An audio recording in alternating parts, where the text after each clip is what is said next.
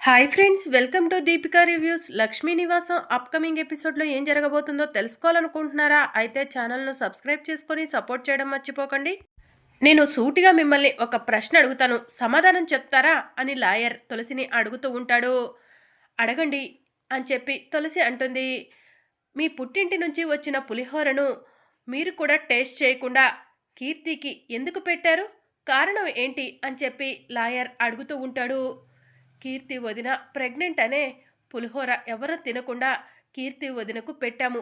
ఆ విషయం ఇప్పుడు అందరి ముందు బయట పెడితే కీర్తి వదినకు అబార్షన్ చేపించాలని చూస్తారు. ఎట్టి పరిస్థితుల్లో ఆ నిజాన్ని బయట పెట్టకూడదు అని తులసి మనసులో అనుకుంటుంది. చెప్పండి తులసి గారు, మీరు కూడా టేస్ట్ చేయకుండా ఆ పులిహోరను కీర్తికి ఎందుకు పెట్టారు అని లాయర్ అడుగుతూ ఉంటాడు. ఎందుకంటే భగిని హస్త భోజనం చేయటానికి మా అన్నయ్యలు మా ఇంటికి వచ్చారు. నేను మొదటగా మా అన్నయ్యలు వదినలకు భగిని హస్త భోజనం పెట్టాను. అప్పటికి కీర్తి వదిన మాకు భగిని హస్త భోజనం పెట్టలేదు. మొదటగా నేనే మా అన్నయ్య వదినలకు భగిని హస్త భోజనం పెట్టాను కాబట్టి వదినకు ఇష్టమని పులిహోర పెట్టాను. వదిన పెట్టకుండా మేము తినకూడదు కాబట్టి ఇంకా నేను పులిహోరను టేస్ట్ చేయలేదు అని చెప్పి తులసి అంటూ ఉంటుంది. జడ్జి గారు, వీళ్ళు చెప్పేవన్నీ అబద్ధాలు. నా క్లయింట్ కీర్తి చెప్పారు కదా, తను అత్తారింట్లో అడుగు పెట్టినప్పటి నుంచి తనని అడుగడుగున కష్టాలు పెట్టారని. అది చాలదన్నట్టు భర్త ఎంతసేపటికి కీర్తి సంపాదించే రూపాయి పైనే ఆధారపడి బ్రతికేవాడని. కీర్తి విడాకులు తీసుకొని వేరే అతన్ని పెళ్లి చేసుకుని వెళ్ళిపోతే కీర్తి శాశ్వతంగా వాళ్ళకు దూరం అయిపోతుంది. ఇక డబ్బు ఎటు నుంచి రాదని ఆలోచించి కావాలని నా క్లయింట్ కీర్తిని చంపాలని ఈ శ్రీనివాసరావు, లక్ష్మి ఇద్దరూ కూడా పులిహోరలో పాయిజన్ కలిపి తులసి ఇంటికి పంపించారు. తులసియే తన చేతులతో కీర్తికి ఈ పాయిజన్ కలిపిన పులిహోర పెట్టింది. అందుకే జడ్జి గారు, సాక్ష్యాధారాలను పరిశీలించి నా క్లయింట్ కీర్తికి న్యాయం చేయాల్సిందిగా కోరుతున్నాను అని చెప్పి లాయర్ చెప్తూ ఉంటాడు. జడ్జి గారు, నాదొక చిన్న విన్నపం. నా తల్లిదండ్రులు నిజంగా చీమకు కూడా హాని తలపెట్టరు. అలాంటి వాళ్ళు సొంత కోడల్ని ఇబ్బంది పెట్టాలని ఎలా చూస్తారు? కన్న కూతుర్ల కంటే ఎక్కువగా కోడల్ని ప్రేమగా చూసుకునేవాళ్ళు. అలాంటి వాళ్ళు ఇలాంటి పని చేశారంటే ఎవరు నమ్ముతారు జడ్జి గారు? అందుకే మాకు ఒకే ఒక్క 24 గంటలు సమయం ఇవ్వండి. ఈలోగా మా అమ్మా నాన్నలు ఆ పులిహోరలో పాయిజన్ కలపలేదని నిరూపిస్తాను. పాయిజన్ కలిపిన వాళ్ళను కూడా తీసుకొచ్చి మీ కళ్ళ ముందు నిల్చోబెడతాను అని చెప్పి తులసి జడ్జి గారిని అడుగుతూ ఉంటుంది. జడ్జి గారు, వీళ్ళకు అనవసరంగా టైం ఇచ్చి టైం వేస్ట్ చేయకండి. ప్లీజ్ వీళ్ళకు వెంటనే శిక్ష వేసేయండి అని చెప్పి బసవరాజు తరపు లాయర్ మాట్లాడుతూ ఉంటాడు. తప్పు చేసిన వాళ్లకు శిక్ష పడితే న్యాయదేవత సంతోషపడుతుంది. కానీ తప్పు చేయని వాళ్లకు శిక్ష పడితే న్యాయదేవత సంతోషపడదు. ప్లీజ్ జడ్జి గారు, 24 గంటలే సమయం ఇవ్వండి. ఈలోగా నా తల్లిదండ్రులు ఏ తప్పు చేయలేదని నిరూపిస్తానని చెప్తున్నాను కదా అని చెప్పి తులసి అంటుంది. తులసి చెప్పిన మాటలను కోర్టు వారు ఏకీభవిస్తూ 24 గంటలు సమయం ఇవ్వటమైంది. ఎందుకంటే తన తల్లిదండ్రులు నిరపరాధులని తులసి బలంగా చెప్తుంది. న్యాయదేవత తప్పు చేయని వాళ్ళకు ఎప్పటికీ శిక్ష వేయదు. ఎటువంటి తప్పు చేయని వాళ్లకు కోర్టులో న్యాయం జరుగుతుంది. అందుకే తులసి వాదనను కోర్టు వారు ఏకీభవిస్తూ 24 గంటలు సమయం ఇవ్వటం జరుగుతుంది అని చెప్పి జడ్జి గారు చెప్తూ ఉంటారు. 24 గంటల్లో అమ్మ తులసి, నీ తల్లిదండ్రులు ఏ తప్పు చేయలేదని నిరూపించాలి అని చెప్పి జడ్జి గారు చెప్తూ ఉంటారు. థ్యాంక్ యూ జడ్జి గారు, థ్యాంక్ యూ సో మచ్ అని చెప్పి తులసి అంటుంది. ది కోర్ట్ ఈజ్ అడ్జర్న్డ్ అని చెప్పి జడ్జి గారు అంటారు. ఏంటండి ఇలా జరిగింది? ఆ తులసి తన తల్లిదండ్రులను విడిపించి తీసుకెళ్లేలా ఉంది అని విశాలాక్షి అంటుంది. పాయిజన్ కలిపిన పులిహార వచ్చింది వాళ్ళింటి నుంచి. వాళ్ళు ఏ తప్పు చేయలేదని ఎలా నిరూపించుకుంటారు విశాలాక్షి? మనం భయపడాల్సిన అవసరం లేదు. తప్పు చేసింది వాళ్లే. న్యాయదేవత ఖచ్చితంగా వాళ్లకు శిక్ష వేస్తుంది అని బసవరాజు అంటూ ఉంటాడు. ఉసే తులసి, నువ్వు తలకిందుగా తపస్సు చేసినా సరే నన్ను పట్టుకోలేవు అని కనిష్క మనసులో అనుకుంటూ ఉంటుంది. ఇక పోలీస్ వాళ్ళు సేనయ్య లక్ష్మిని పోలీస్ స్టేషన్కు తీసుకెళ్తూ ఉంటారు. జాను, తులసి, సంతోష్, హరీష్ సేనయ్య లక్ష్మి దగ్గరకు వెళ్ళి ఏడుస్తూ ఉంటారు. ఏడవకండి, మీరు ఏడిస్తే మేము చూసి తట్టుకోలేము. మనం చీమకు కూడా హాని తలపెట్టలేదు. అలాంటి మనకు తప్పకుండా న్యాయం జరుగుతుంది అని సేనయ్య చెప్తూ ఉంటాడు. అవును నాన్న, మీరు ఏ తప్పు చేయలేదని నేను నిరూపిస్తాను. 24 గంటల్లో తప్పు చేసిన వాళ్ళను తీసుకొచ్చి జడ్జి గారి ముందు నించోబెడతాను అని చెప్పి తులసి అంటుంది. పదండి, ఆలస్యం అవుతుంది, స్టేషన్‌కి వెళ్ళాలి అని చెప్పి పోలీసు వాళ్ళు సేనయ్య, లక్ష్మిని తీసుకొని వెళ్తూ ఉంటారు. తులసి, అమ్మా నాన్నలు పాయిజన్ కలపలేదని ఎలా నిరూపిస్తావు తులసి అని హరీష్ అడుగుతూ ఉంటాడు. నిరూపిస్తాను. ఖచ్చితంగా అమ్మా నాన్న ఏ తప్పు చేయలేదని నిరూపిస్తాను. అమ్మా నాన్నలను బయటికి తీసుకొస్తాను. మీరు కంగారు పడకండి అన్నయ్య అని చెప్పి తులసి హరీష్‌తో చెప్తూ ఉంటుంది. అమ్మా నాన్న ఏ తప్పు చేయలేదని ఇద్దరం కలిసి నిరూపిద్దామక్క. నీకు తోడుగా నేనుంటాను అని చెప్పి జాను అంటుంది. సరే జాను అని చెప్పి తులసి అంటుంది.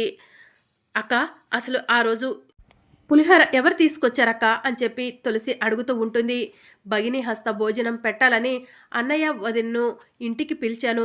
ఆ రోజు అమ్మ తన చేతులతో స్వయంగా కీర్తి వదినకు ఇష్టమని పులిహోర తయారు చేసి వాణి వదినకిచ్చి పంపించింది అని చెప్పి తులసి చెప్తూ ఉంటుంది. వదిన, మీరు పులిహోర తీసుకొచ్చారా అని చెప్పి జాను అడుగుతూ ఉంటుంది. అవును జాను, ఆ రోజు అత్తయ్య పులిహోర కీర్తికి ఇవ్వమనిస్తే నేనే తీసుకొచ్చాను అని చెప్పి వాణి అంటుంది. వదిన, బాగా గుర్తు చేసుకోండి, పులిహోర అమ్మ మీ చేతికి ఇచ్చింది, మీరు ఎవరి చేతికి ఇవ్వలేదు కదా, ఎక్కడా పెట్టలేదు కదా అని జాను అడుగుతూ ఉంటుంది. నేను ఎవరి చేతికి ఇవ్వలేదు జాను, అత్తయ్య నా చేతికి ఇచ్చిన పులిహోర నేను తీసుకొచ్చి తులసి చేతికే ఇచ్చాను అని చెప్పి వాణి అంటుంది. బాగా గుర్తు చేసుకో వదిన అని చెప్పి జాను అంటూ ఉంటే, నాకు బాగా గుర్తుంది జాను, కనీసం మీ అన్నయ్యలకు కూడా ఇవ్వలేదు అని చెప్పి వాణి చెప్తూ ఉంటుంది.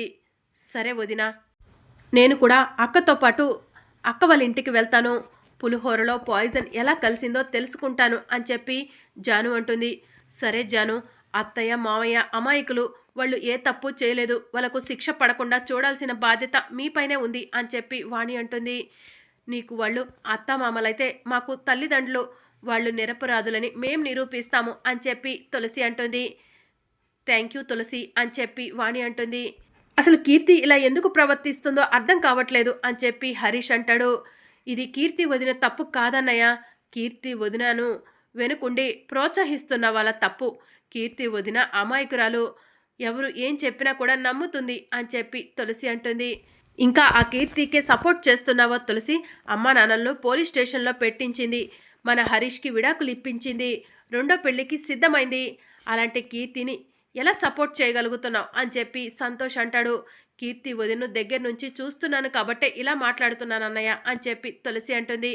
సరే అన్నయ్య, ఇప్పటికే ఆలస్యమైంది, మీరు ఇంటికి వెళ్ళండి, నేను కూడా అక్కతో వెళ్ళి అసలు పాయిజన్ పులిహోరలో ఎలా కలిసిందో తెలుసుకుంటాను అని చెప్పి జాను అంటుంది. సరే తులసి, వెళ్ళొస్తాం అని చెప్పి వాణి అంటుంది. ఇక తులసి జాను ఇద్దరు కలిసి ఇంటికి వెళ్తారు. బసవరాజు వాళ్ళు అప్పటికే ఇంట్లో ఉంటారు. ఏంటి తులసి, 24 గంటల్లో మీ అమ్మా నాన్న పులిహోరలో పాయిజన్ కలపలేదని ఎలా నిరూపిస్తావు అని బసవరాజు అడుగుతూ ఉంటాడు. పాపం తులసి ఎలా నిరూపిస్తుందిలే మావయ్య, తులసి నిరూపించలేవదు, ఎలాగూ వాళ్ళు జైలు జీవితానికి అలవాటు పడిపోతారులే అని చెప్పి కనిష్క అంటుంది. పిచ్చి పిచ్చిగా మాట్లాడకు కనిష్క, నా తల్లిదండ్రులు ఏ తప్పు చేయలేదు, వాళ్ళను బయటికి తీసుకురావాల్సిన బాధ్యత నాపై ఉంది, నేను వాళ్ళను నిర్దోషులని నిరూపిస్తాను. మా అమ్మ నాన్నలు ఏ తప్పు చేయలేదని నిరూపిస్తే మీ అందరి కళ్ళు కూడా తెరుచుకుంటాయి అని చెప్పి తులసి అంటుంది. చెప్పటం చాలా ఈజీ తులసి, నిరూపించటం చాలా కష్టం అని చెప్పి బసవరాజు అంటాడు.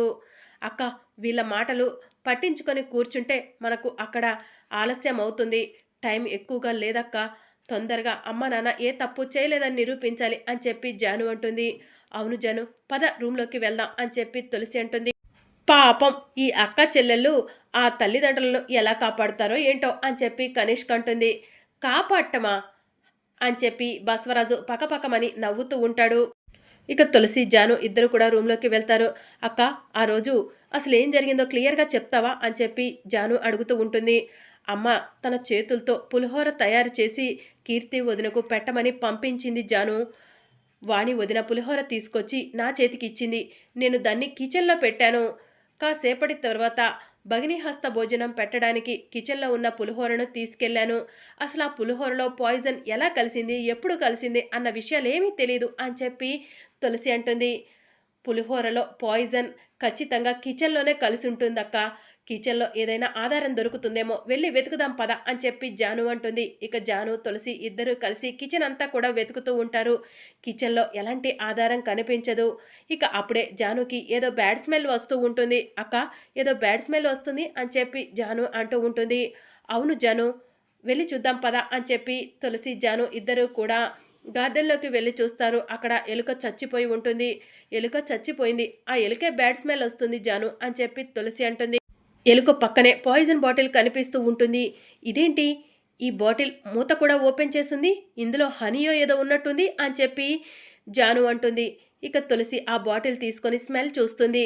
ఇది పాయిజన్ బాటిల్ జాను, ఈ పాయిజనే వదిన తిన్న పులిహోరలో కలిసింది. ఈ పాయిజన్ బాటిల్ ఇక్కడే ఉందంటే ఖచ్చితంగా ఈ ఇంట్లో వాళ్ళే ఎవరో వదినకు కావాలని పాయిజన్ కలిపారు అని చెప్పి తులసి అంటుంది. అక్క, ఈ పాయిజన్ బాటిల్ ఎక్కడ కొన్నారు, ఎవరు కొన్నారో తెలుసుకుంటే ఖచ్చితంగా పులిహోరలో పాయిజన్ ఎవరు కలిపారో తెలుసుకోవచ్చు అని చెప్పి జాను అంటుంది. జాను, ఈ పాయిజన్ బాటిల్ మీద ఫోన్ నెంబర్ ఉంది, ఈ బాటిల్స్ ఎక్కడెక్కడికి సప్లై అవుతాయో తెలుసుకుందాం అని చెప్పి తులసి అంటుంది. ఇక తులసి జాను ఇద్దరు కలిసి రూమ్లోకి వెళ్తారు. పాయిజన్ బాటిల్ మీద ఉన్న ఫోన్ నెంబర్కి ఫోన్ చేస్తారు. ఈ పాయిజన్ బాటిల్స్ హైదరాబాద్లో మీరు ఎక్కడెక్కడికి సప్లై చేస్తారు అని చెప్పి తులసి అడుగుతూ ఉంటుంది. ఇక అప్పుడు వాళ్ళు ఇన్ఫర్మేషన్ ఇస్తూ ఉంటారు. థ్యాంక్ యూ సో మచ్ అని చెప్పి తులసి జాను అంటారు. జాను, అడ్రస్ తెలిసింది, పద వెళ్దాం అని చెప్పి తులసి అంటుంది. ఇక ఫోన్లో చెప్పిన అడ్రస్లు అన్ని దగ్గరకు తులసి జాను వెళ్తూ ఉంటారు. వెళ్ళి ప్రతి షాప్లో ఈ పాయిజన్ బాటిల్ మీ దగ్గర నుంచే ఎవరైనా కొన్నారా అని చెప్పి అడుగుతూ ఉంటారు. ఈ బాటిల్ని మా షాప్లో అమ్మలేదండి అని చెప్పి షాప్ వాళ్ళు చెప్తూ ఉంటారు. అక్క, ఇంకా మనకి ఎక్కువ సమయం లేదక్క, అక్కడ అమ్మ నాన్నలను ఇప్పటికే కోర్టుకు తీసుకొచ్చి ఉంటారక్క అని చెప్పి జాను అంటుంది.